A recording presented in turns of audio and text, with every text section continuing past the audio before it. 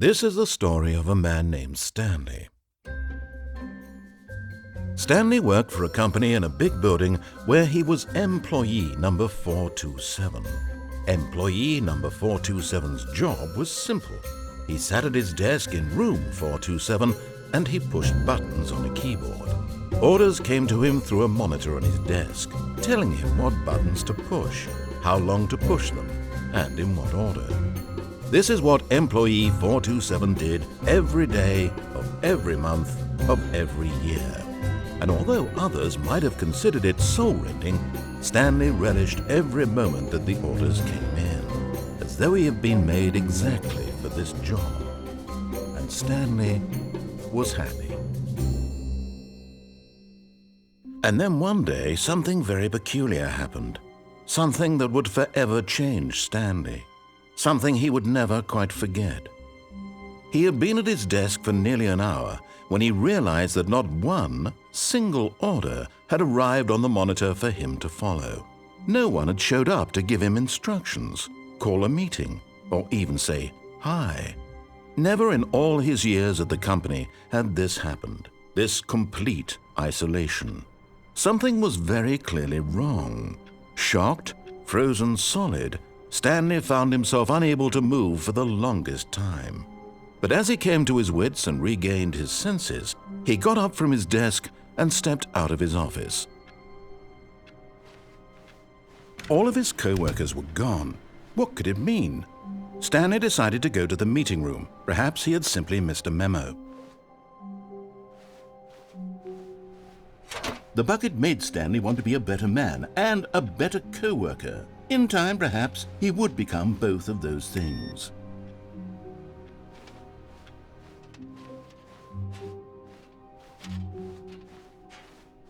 Stanley clutched the bucket tightly to his... This was not the correct way to the meeting room, but Stanley had felt the bucket calling to him, telling him that the employee lounge was simply the place to be. And here it was. Had the bucket turned out to be correct? Was this better than the meeting room?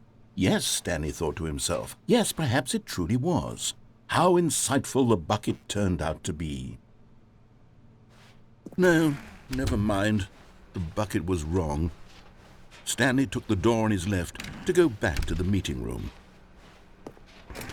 No, said the bucket. Don't go to the meeting room. Go somewhere else. The cargo lift, yes. Go there. Go to the cargo lift. Good, said the bucket. Now ride the lift all the way to the top. There's something up there I need you to do. Stanley did not question why or how this bucket was speaking to him. It should have alarmed him, of course, because buckets can't talk. But Stanley chose not to think about this obvious fact. He was firmly convinced that the bucket had spoken to him, and he unthinkingly did whatever the bucket asked.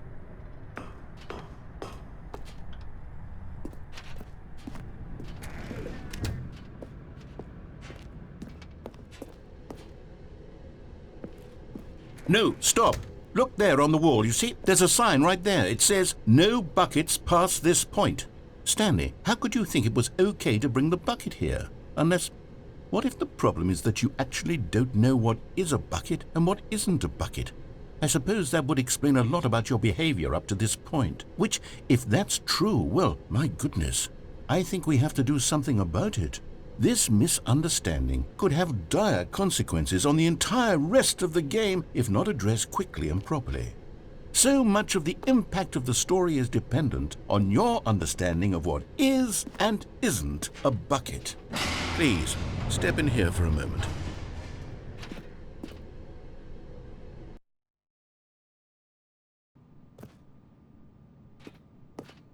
Now then, I'm going to run you through some test scenarios and you'll tell me whether or not the thing I'm showing you is a bucket. Simple enough, right? This should tell us everything we'll ever need to know about what is or is not a bucket. Okay, let's begin. Item 1. Is this a bucket? Correct. It is a hologram of a bucket, not an actual bucket.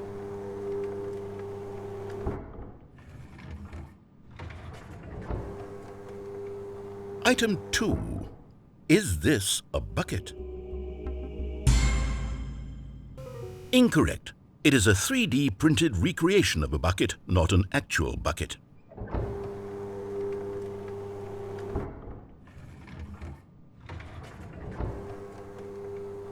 Item 3. Is this a bucket? Correct. This is a bucket.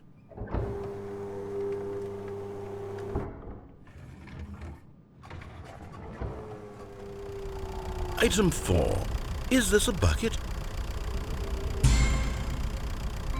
Correct.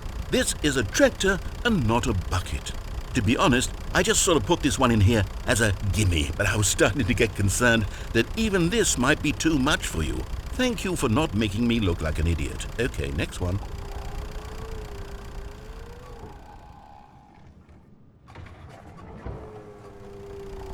Is this a bucket?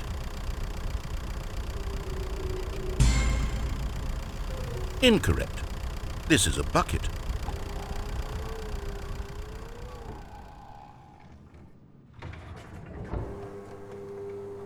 Item 6. Is this a bucket? Trick question. Both. Gotcha.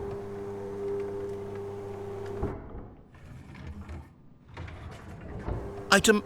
Wait, hold on. I can't find the next one. Let me see. It should be around here somewhere.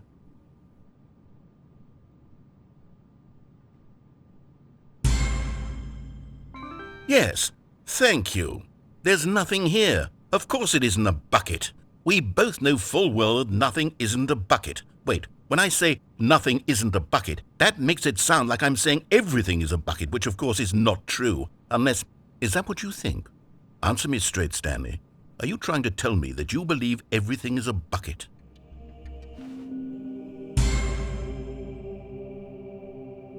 You know what? I'm too confused to even sort it out. I've lost all sense of perspective. What is a bucket? What isn't a bucket? Mere moments ago I could answer these questions with confidence, and yet now I'm somewhat adrift. Do any of us know what a bucket is?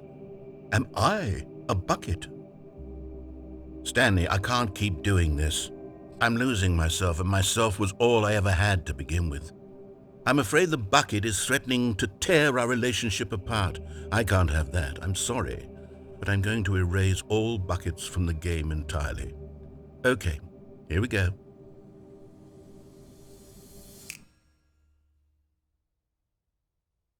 What happened? Is everything gone? Why did everything disappear? Wait, was everything a bucket? Every single thing in the game was a bucket. Oh my God, I had no idea. How could... Except me. I'm not a bucket after all. And you, Stanley, you're still here. You're not a bucket either. Oh, this is wonderful news. We're not buckets. Yes, I actually feel much more at ease right now. It's delightful to get some clarity on that issue, but it doesn't change the fact that we haven't got a game. So, tell you what, I'll reset everything and we'll put back all of the buckets, okay? And we'll know that it's all a bucket. But if you run into anyone else, maybe don't mention that. Who knows what that information might do to a person? All right, here we go.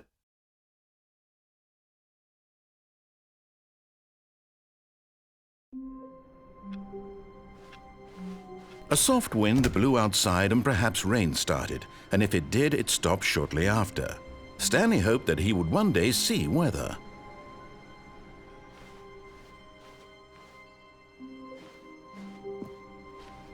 Not everyone is so lucky to have a bucket, but Stanley is a very lucky fellow. Very lucky indeed.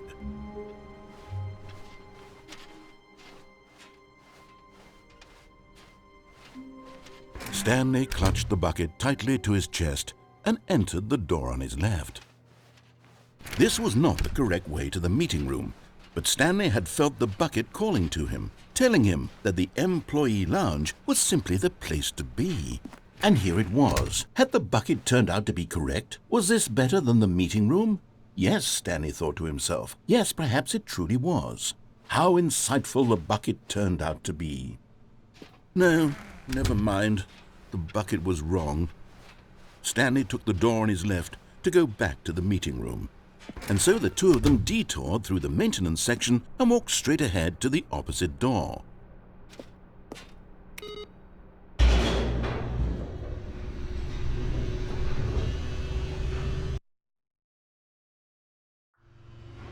Oh, good Stanley, I'm glad you found your way here. I knew you'd find this place eventually. You see, your friends and I are concerned for you, Stanley. We've come together here because we care about you very much. It's this bucket you're carrying around everywhere. The bucket isn't even from the original Stanley Parable. It's just sequel content. We're the ones that matter, Stanley. Classic characters from the first game, like the Adventure Line and the Broom Closet. Because that's what fans want from a sequel. They want more of their favorite jokes, not this bucket that they've never seen before. Yes, I know I'm the one who gave you the bucket, but you're spending too much time with it. Don't you want another story involving the Adventure Line? We could make the Adventure Line go somewhere new. Yes, yes, that's what the fans want. Let's do it. Whee! Look at that wacky line. Who knows where it'll go off to next? Oh, and it played some silly music as well.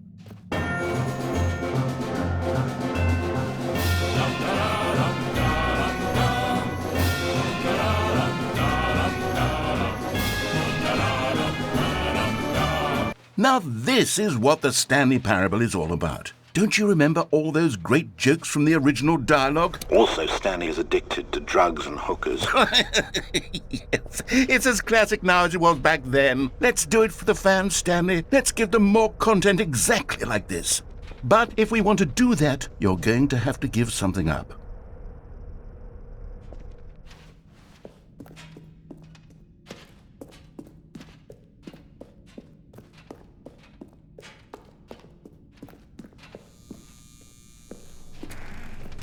Don't you get it, Stanley? We need to get rid of the bucket. That's why I'm very proud to introduce a brand new character. This is the Bucket Destroyer. I think it'll make a wonderful new addition to the rich lore of the Stanley Parable. True, it also was not in the original game, but it's such a well-fleshed-out character with so much personality that to me it already feels as though it's been part of the cast all along. Don't you agree? Can you guess what the Bucket Destroyer does? Surely you don't need me to spell it out for you.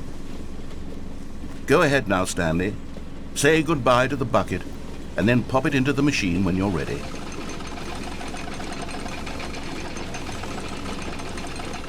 Now listen to me. It's crucial that you give it the bucket.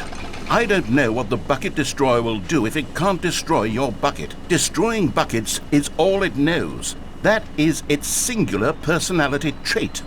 Sure, I can hear you saying, how does a character with only one personality trait deserve to join the pantheon of beloved Stanley Parable characters? Well, you see, if you were to really explore the Bucket Destroyer, you would see that its desire to crush buckets is so densely loaded with complexity and nuance that it's really like 10 personality traits. What other object in this game can you even say that about? The Broom Closet? Certainly not. I wonder what sort of Bucket Destroyer merchandise the fans will be clamoring for after this.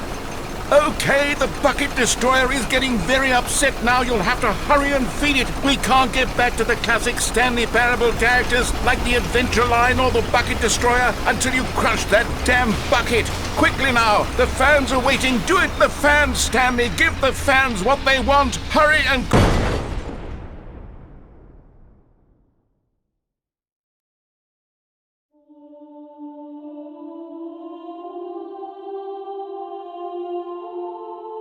The Bucket Destroyer, my prized creation. You had so much potential. We were going to do such marvelous things with you, tell such spellbinding stories about you. All of it squandered now. Goodbye, new friend. For the moment in time that you were here, you were magnificent.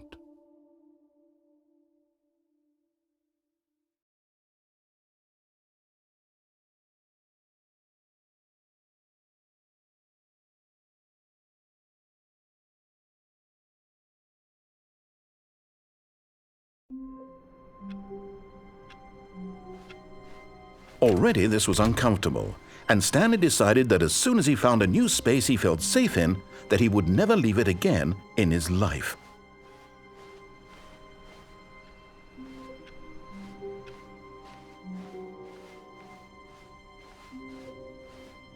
When Stanley came to a set of 2 open doors, he entered the door on his left.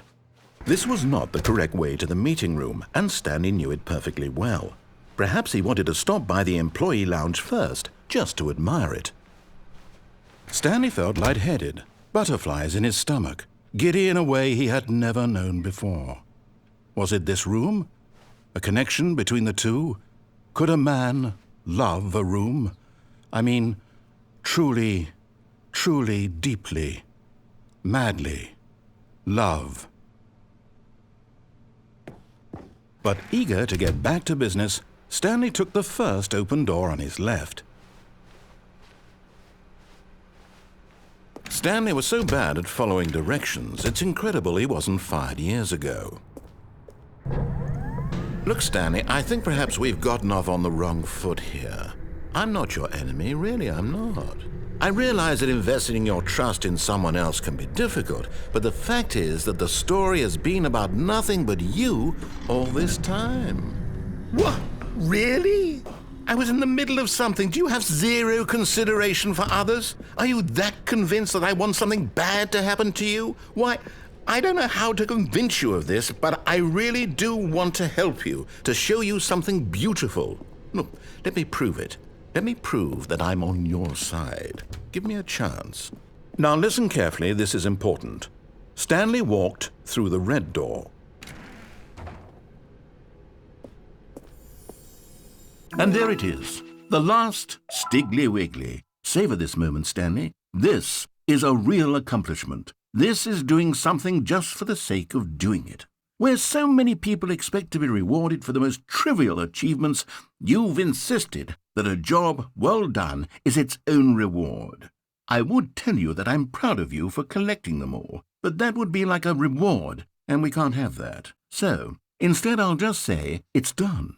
We're all done here, and now we can go to whatever the hell you were doing before you hunted for figurines.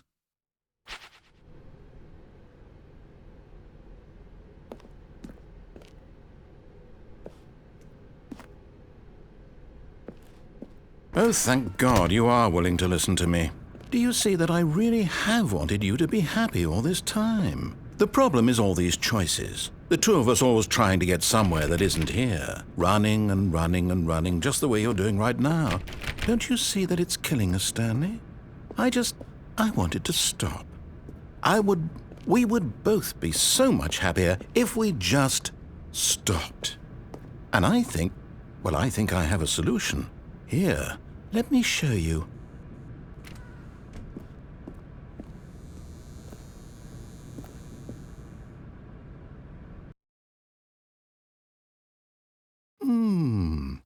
What do we want? What are we looking for? Here. Yes. Oh, it's beautiful, isn't it? If we just stay right here, right in this moment with this place, Stanley... No, wait. Where are you going? Oh, no. Stay away from those stairs. If you hurt yourself, if you die, the game will reset. We'll lose all of this. Please, no, Stanley, let me stay here. Don't take this from me. Please, Stanley, think about what you're doing. No! Oh, thank God. No, what are you doing, Stanley? Please, I'm asking you not to take this away from me. I can't go back to what I was before. If you die, we'll both go back. Why are you doing this? Stanley, let's go back to the other room. Can you do that? My God, is this really how much you dislike my game? That you'll throw yourself from this platform over and over to be rid of it? You are literally willing to kill yourself to keep me from being happy. Am I reading the situation correctly? Or maybe you're just getting a kick out of it. I don't know anymore. I just wanted us to get along. But I guess that was too much to ask. It looks like you wanted to make a choice after all. Well, this one is yours.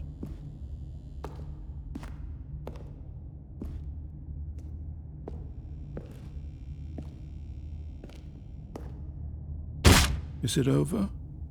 It's going to restart, isn't it? I'm going back.